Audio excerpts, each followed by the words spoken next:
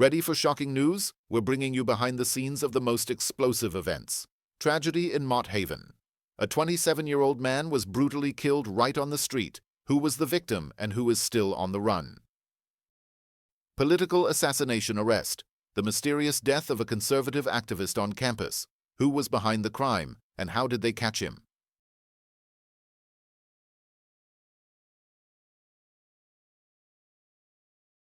Corruption in the police ranks. A former officer and his accomplices admit to running a prostitution ring.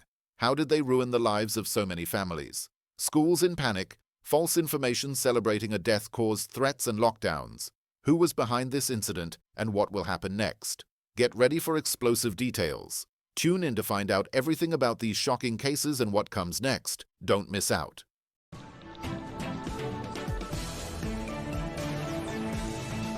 A potential strike by Long Island Railroad unions could bring the entire transit system to a halt.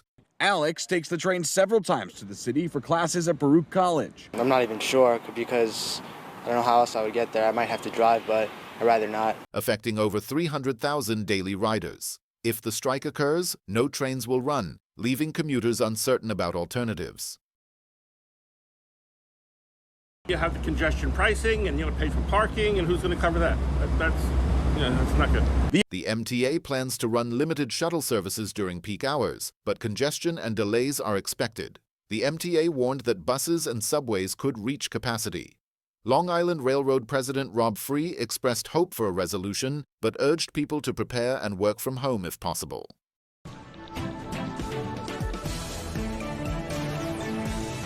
A suspected MS-13 associate, Jamie Manuel Perez, was arrested near Brentwood High School during an ICE operation. Perez, 42, is wanted in El Salvador for extortion and threats. He was apprehended on September 3rd during a traffic stop. Perez had previously been stopped by U.S. Border Patrol in 2019 after illegally entering the country. Local residents expressed concerns about the presence of MS-13 members in the community. Perez is currently being held by ICE pending his deportation. I'm highly concerned that we have MS-13 people walking around the community, creating a potential threat to anybody.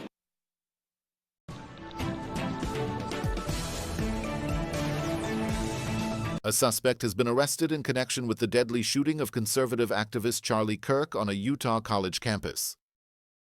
Video footage from UVU surveillance and identified Robinson arriving on UVU campus in a gray Dodge Challenger at approximately 8:29 a.m. on September 10th. The FBI identified 22-year-old Tyler Robinson as the shooter, calling the incident a political assassination. A family member of Tyler Robinson reached out to a family friend who contacted the Washington County Sheriff's Office with information that Robinson had confessed to them or implied that he had committed the incident. Robinson was apprehended after a 36-hour manhunt. Surveillance footage showed him arriving at the campus in a gray Dodge Challenger on September 10th. It is an attack on all of us. It is an attack on the American experiment. It is an attack on our ideals.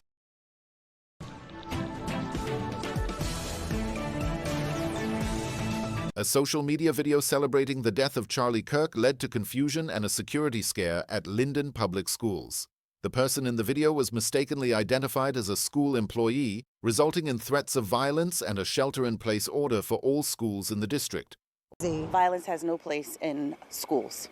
And we are safe, and we are so thankful with the partnerships with the Lyndon Police Department and our mayor's office to ensure that when there is any type of a crisis, that we're all able to come together and ensure that safety and security is the top priority. It goes to show you that misinformation can lead to some serious consequences. Authorities have confirmed the individual is not affiliated with the schools or the city of Lyndon.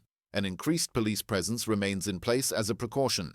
The mayor and superintendent emphasized the importance of safety and announced an investigation into the misinformation. The authorities have removed the false post and are working to hold those responsible accountable.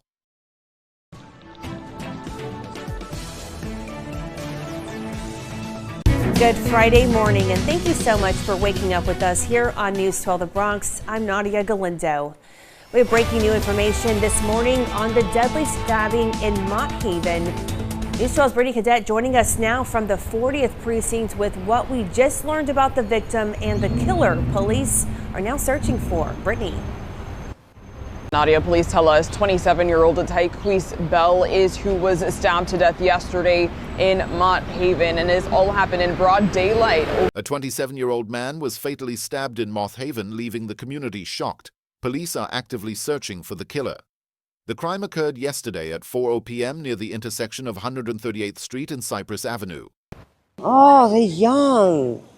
Oh, that hurts. Wow, that could have been a brother. That could have been a father. That could have been sad. I hate to hear stuff like that. I really do. The victim, Bell, was found with stab wounds and later died in the hospital. The attacker fled the scene and was last seen wearing all black.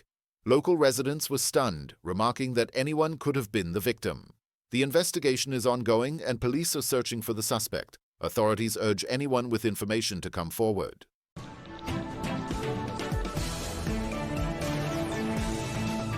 He's a good man, and we all make mistakes, including all of you. 3 individuals, including former Suffolk police officer George Tigliozzi, pleaded guilty to running a prostitution ring in Suffolk County. The ring operated out of the Tunnel of Love in West Babylon and the American Girls Spa Suite in Holbrook.